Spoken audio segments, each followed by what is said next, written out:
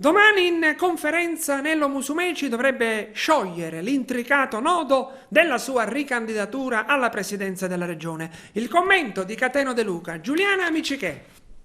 Di questa giunta ringraziamo. Il presidente della regione siciliana Nello Musumeci incontrerà la stampa domani, giovedì 23 giugno alle 10:30 nella sala Alessi di Palazzo d'Orléans per rendere note le proprie decisioni in relazione alle prossime elezioni regionali. Io toglierò il disturbo, ha appena annunciato il governatore, inducendo a ritenere, non potrebbe essere diversamente, che rinuncerà alla candidatura per il secondo mandato.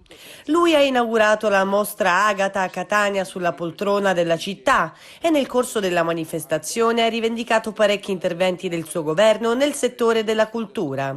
E poi ha concluso sibillino. Per gli interventi ancora non completati ci sarà il mio successore. E a fronte di ciò il candidato presidente della regione, Cateno De Luca, commenta: ancora una volta l'analisi che avevo affidato solo pochi giorni fa alla stampa in merito alla posizione politica di Nello Musumeci si è rivelata assolutamente aderente alla realtà dei fatti. Nello Musumeci oggi tenta di mostrare i muscoli che non ha, provocando a ricattare la banda Bassotti politica. Non ritira la sua candidatura, ma si vuole dimettere subito anche da governatore della Sicilia. È un ultimo disperato tentativo da parte del presidente che cede al colpo di grazia che il risultato elettorale di Messina gli ha inferto. Avevo detto che Musumeci sarebbe stato abbandonato anche da Giorgia Meloni.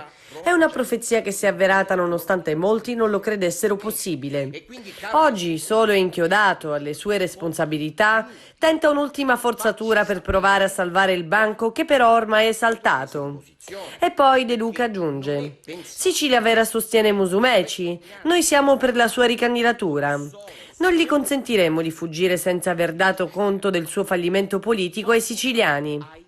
Quest'ultima mossa non fa che confermare quanto sia politicamente vigliacco. Noi vogliamo che Musumeci resti al suo posto fino al 6 novembre e che si presenti al popolo siciliano mostrando cosa ha fatto e cosa soprattutto non ha fatto. Fuggire adesso, caro Nello, non ti assolverà dalle tue responsabilità. Noi, conclude De Luca, siamo sempre pronti con la cintura ai fianchi e con le lanterne accese. Nel frattempo i vertici siciliani dei partiti di centrodestra sono a lavoro per le contromosse del caso, sebbene l'ipotesi delle dimissioni sia meno probabile di quella della rinuncia alla candidatura.